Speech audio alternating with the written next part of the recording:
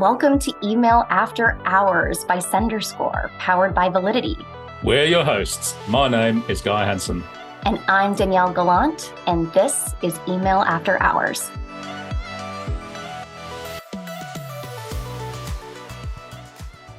We're back with part 2 of our outstanding conversation with industry titan Al Iverson. So for those of you that were with us just a few days ago for part 1, you'll remember that we were discussing how today's best practices should be adopted before they become tomorrow's new laws. So Danielle, for any of our listeners that weren't with us for part 1, do you want to give them a quick recap? Absolutely. And first of all, go back and listen to part 1. But in part 1, we talked about the new Yahoo and Gmail standards, whether they're going to get even tougher, and how there may even be some elements we haven't considered yet that come into play in the email ecosystem. So, Guy, are you ready for part 2 of our conversation with Al? I am absolutely ready. Let's get going. Now that we've addressed the sort of stuff that's been front of mind with email senders for the past few months, DMARC, list unsubscribe, spam complaints, let's move on and sort of talk about other metrics that might be required in the compliance arena of the future. And perhaps one which crosses my mind is what we've sometimes called hidden metrics. Those sort of KPIs which senders don't necessarily have visibility of, but the mailbox providers certainly do. And they send some pretty strong signals of good or bad behavior. I'm thinking of this is not spam notifications when emails are intentionally recovered from junk and put back in the inbox. I'm thinking of when a recipient does add a sender to their trusted list because they really do want to receive their emails, or they do execute an organic forward. I received a great email and I thought, hey, I would like to see that, to name just a few. And, while they might not necessarily have full visibility of those metrics, I think that senders should absolutely be aware of them, and perhaps even thinking about are there ways that they can be intentional about influencing them and perhaps amplifying them. And even to add to that, there are some things that the sender doesn't necessarily have great control over that sort of come through as a hidden reputation metric. When I think of those, I think of really two different things there. Number one, domain reputation, but not just for yourself, but for the other places that you link to. Bitly is a perfect example of that. If you're using somebody else's domain as a link tracking domain or a redirect domain, you're sort of sucked into this vortex of what is the reputation of that other person's domain? And that might be one of those things that you're doing everything right. You're sending wanted mail, it's generally highly engaged. But now suddenly, because of this new click tracking domain that you don't have control over, maybe it has a poor reputation and now your mail's going to the spam folder. That's one of the things that I see people sort of struggle with. There's other bits like that too, where think of the difference in how Gmail measures engagement versus how the marketing sender measures engagement, right? We look at opens and clicks. We know that opens are now generally unreliable at the individual level, still necessary at the broad strokes level and trying to track directionality over time. But the mailbox provider has a much more accurate view of that interactivity and engagement. So it still behooves you to drive that engagement any way that you can, even if you cannot perfectly track it, right? Whether that be encouraging replies, encouraging clicks, encouraging opens. If you think about being logged into the Gmail or Yahoo Mail or Microsoft Outlook.com interface, those providers control that interface. So they sort of think of that in UX terms as the Chrome around the interface, and they can tell where somebody's interacting with the message and how it relates and what they click on, right? So they have that greater depth of understanding of engagement in a way that the marketing sender can only get sort of a taste of, especially in light of opens and after the age of NPP and Google and Yahoo proxying images. I think that's really important for marketers to keep in mind, right? Because there's such a focus on the metrics that they can see. They need to keep in mind that there are all these things that the mailbox provider is keeping track of. But Guy and I are also hearing industry chatter along the lines of things may be getting tougher with the requirements that we're putting in place, but good senders might be rewarded for being good. And when I think of that, I think of, and I don't know how much or how often this is done anymore, but like shared IP ranges where there's a good, bad, and ugly pool. And senders can get maybe assigned to one of those.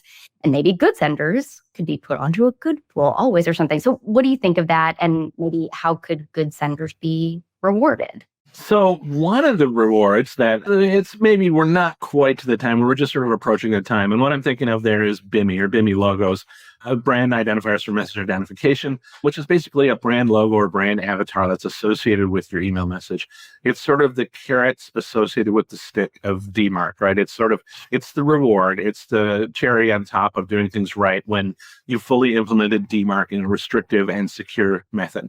So that's one of the things there. That sender logo supposedly drives a significant boost in engagement. There's been a little bit of a dearth of studies on that have been published, but a lot of the anecdotal data or stuff we hear from backroom conversations is that BIMI does drive further engagement. There's some technical bits that make it hard to really do an easy A/B test of it, but overall, I still think it's a good thing, and I think we're going to see more of that over time. I think I'm curious to see what evolves with BIMI too, because it's kind of hard for some marketers now to get a BIMI logo. There's costs associated with that, and both from having to get a certificate to comply with some of the ISPs that support it, and then also the certificate needs a trademark underneath it. So that's the significant cost too. But I think if Google and others are sort of listening to that and understanding that there needs to be a better sort of cheaper version, a cheaper way for a smaller sender to get into the BIMI bandwagon, that will help further drive DMARC quarantine and reject protection. So in my opinion, I feel very strongly that's in the mind of the Yahoos and the Gmails of the world of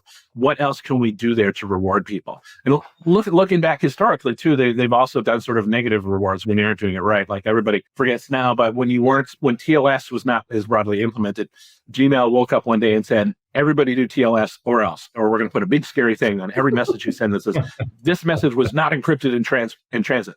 Well, it's a bulk email message just telling me my burrito is ready or whatever. It doesn't matter really if it's encrypted, in my opinion. But Gmail put a warning on it. It says this message could have been something nefarious could have to do in transit. So that scared a lot of marketers, and it probably scared some of the recipients too. And that really drove adoption of that. So yeah, there's more stuff like that coming. I'm not privy to all of it as much as I like to see, but I also like that the more you do better, the more the mailbox providers are willing to talk to you, right? Yahoo implemented a new senders portal. They actually have an active ticketing system that you can reach out to where they didn't have before. Google has said that they will now reply to their ticket submissions and occasionally assist people if they see that people are complying properly. Not only is sort of guarantees. I'm sorry, Al. Yeah. They did. Google said that. We're going to reply to you. They've got a ticketing system, right, that everybody's used for years, and they've always warned they don't reply. Basically, the way it used to work is you submit your ticket down the magic hole and watch your deliverability results. And if they've listened to you, it would improve in about 2 weeks. Now they're saying in some instances, if they see that somebody's in compliance and needs help, theoretically, they will actually reply to them. So that's a pretty significant change. So those are ways that Gmail and Yahoo both are willing to sort of better reward good senders. I think you're going to see more of that from Yahoo too. Like they've been talking a long time on and off about different dashboards and stuff that they've been working on. If you think about it, they're one of the biggest providers that doesn't have necessarily a standalone reputation portal that's accessible by everyone today. So there's going to be more stuff like that, and I'm very eager to see where it comes from. Yeah, we are too. Now, we've spoken a lot about Gmail and Yahoo today, but we've also heard literally just in the past few days that Microsoft has also confirmed that they're going to be joining the party and they're going to be enforcing a similar set of standards to those that we've seen from Gmail and Yahoo. You got any thoughts about what this might look like? Do you think they're going to be a carbon copy of Gmail and Yahoo? Do you think they might find a way of putting their own spin on their compliance standards and metrics, maybe leveraging their spam finance data perhaps? So I watched that Validity event. That was a good get everybody in the room and basically talk through what's next for the evolution of the senders requirements. So good job there. First of all, that was fantastic. Now let's play devil's advocate a little bit, because we know there's some people who came back afterwards and poked holes in it and say, well, Microsoft didn't explicitly say, or Microsoft didn't hang a banner behind you on the Zoom that says, we're actually going to do this. Pretend that Ross from Microsoft was not even on that call. Are those requirements still coming? Heck yeah. Heck yeah, they are, because it is the natural evolution to clean things up, right?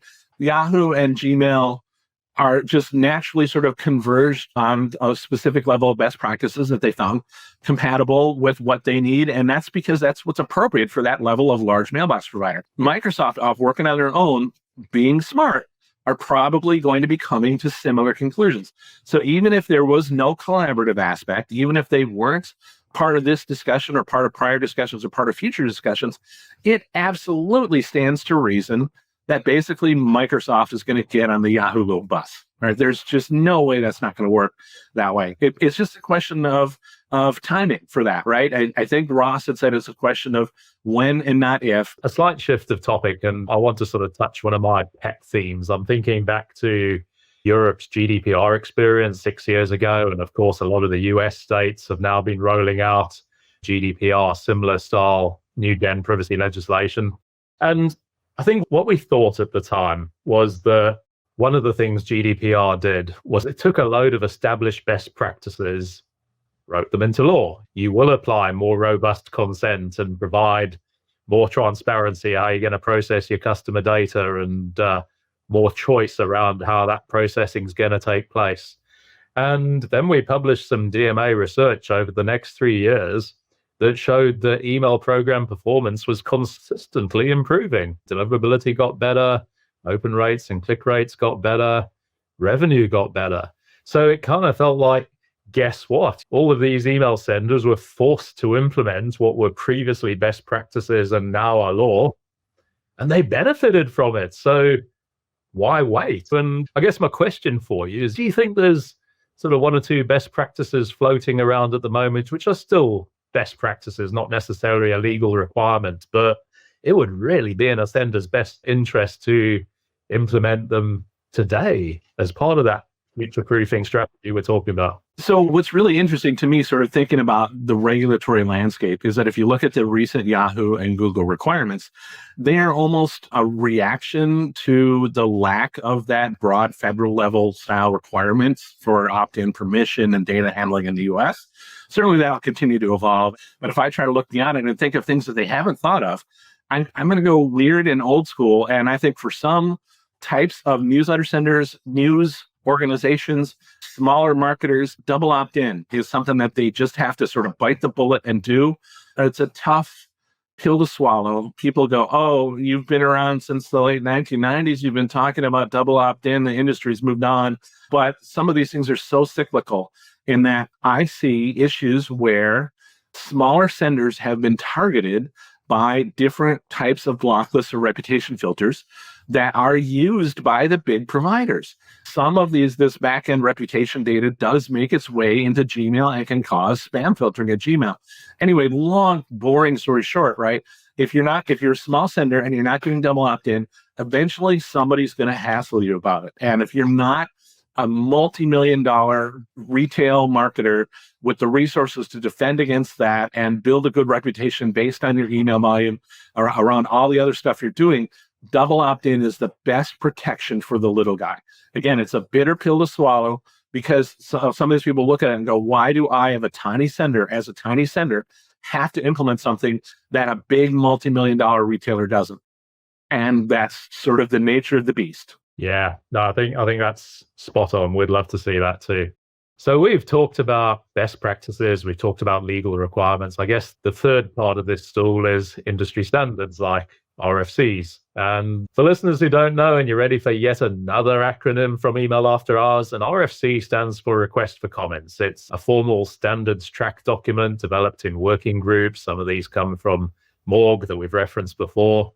So Al, question for you. Do you think there's any published RFCs that senders should be familiar with that aren't? I'm thinking message formatting, for example. RFC 5322 is part of the new guidelines, but I bet most senders don't really know what it covers. What do you think? So I can think of three things there. 5322, like you said, is now it's happening because Gmail is blocking things that are malformatted. A perfect example of that is double subject lines, double from addresses, double headers where there shouldn't be double headers. That's another thing where Gmail was very forgiving about that sort of thing in the past. Very reticent to block mail, wanted to be very forgiving of stuff that formatted incorrectly, but otherwise well-meaning. In the name of making the ecosystem more secure, that's no longer the case. They're much more likely to block that. That's one of the most popular posts and spam resources, my information page on RFC 5322 blocking. So because people were surprised by it, they don't know the history of it. And Gmail one day just turned the switch on and said, now we're doing this. The good thing is they don't really have to memorize it. It really boils down to double headers for the most of it. There's this thing called DKIM replay where people will take DKIM authenticated messages and try to re-inject them, either just to annoy or try to deliver spam. And they will often try to add part of their own content or message to that. And so adding additional headers was one of the ways to sort of sneak something in a DKIM replay. So that's probably why Gmail closed that hole. I think the other really important one, we touched on this a little bit, is RFC 8058. The one-click unsubscribe RFC that a lot of people misunderstand it, because I get asked all the time, hey, I set up one click like they told me to, but now I'm getting all of these bot click unsubscribes, non-human interaction unsubscribes. Well, if you're getting, that means you didn't quite set it up right, because the only one click is supposed to be when it's a post action triggered by the mailbox provider with a very unique and special functionality. It does not refer to the default activity of following a link or landing on a profile page or unsubscribe center. Those are still perfectly legal and acceptable to be two-click unsubscribes. And frankly, they should always be two-click unsubscribes, or have some sort of requirement to at least read out bots as much as you can. That could be Capture or JavaScript or anything like that, where you don't just want something to blindly unsubscribe somebody when a link is followed, because you are going to get non-human interactions that bot click false positive unsubscribes. And the important thing there is you might not get those false positive unsubs today, but you might tomorrow, because, and we've observed that, for example, we're reverse engineering a black box. I guess I would say here, we see Microsoft targets one block of IPs today, another block of IPs tomorrow, another set of senders another day. So Microsoft, for example, they will test links as part of their security services, but they don't test all links all the time. So you set it up, you test it, it might seem fine. But when it comes to that specific Thursday, or if you hit some specific threshold where maybe you send enough mail, they're going to start sort of tickling those links and following them. Just because we're back on the Microsoft train here, in our initial chats about today's topic and what we were going to cover, Al, you and I shared some interesting stories about sender perspectives on Microsoft's SRD program. And again, we're doing the acronym thing. SRD stands for Sender Reputation Data. For listeners who may not know, this is a Microsoft-specific feedback system, and its goal is to derive a better picture of a sender's reputation by using feedback from trusted voters rather than complaint rates, which can be misleading. And we were joking about some of the hate that this program, the SRD program, can get, but really it's a positive thing. It's a free survey for your customers, and few senders have a structured feedback process as part of their email programs. It led Guy and I to think about future-proofing email programs from the perspective that matters maybe most, which is that of your subscribers. So how do you think senders should be soliciting feedback? And do you think that would, improve the long-term quality of their programs?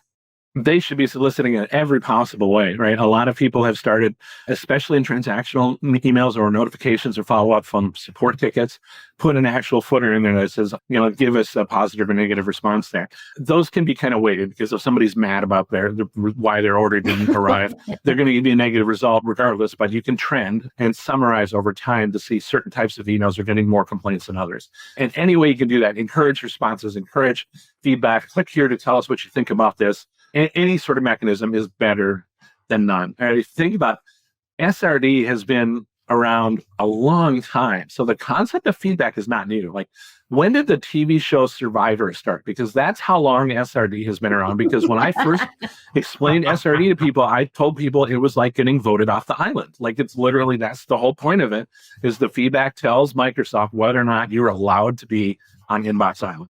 Wow, Inbox Island. I'm going with that from now on. Whenever I have to, whenever I have to justify SRD to somebody. No, that's right. It's so valuable too, right? It's hidden. Few people know about it, but it is an absolute necessary component, and it's very important to Microsoft because they've certainly kept it alive for all this time. And if feedback is important to them, it should be important to you as well. That's right. And I think when we talk to our customers about it, we talk about it in those terms as well. You might not like it as a metric, but at the end of the day, these are your customers giving you some real feedback. And if 3 out of 10 of them are saying your email program's a bit sucky, well, you can stick your head in the sand and pretend not to listen, or you can go, cool, what am I going to do about that? We have had such a brilliant conversation today. We need to start wrapping it up. And we always like to close each episode with some quick fire questions. Today, we're going to keep them to the same kind of theme, and I'll start us off. So, Al, designing for accessibility. Where do you think accessibility trends are likely to go that programs might need to start getting ready for now? I mean, I think we hear a lot in industry press about sort of national increased levels of stress and sensitivity. Do you think email's going to need to start adapting to some of those trends?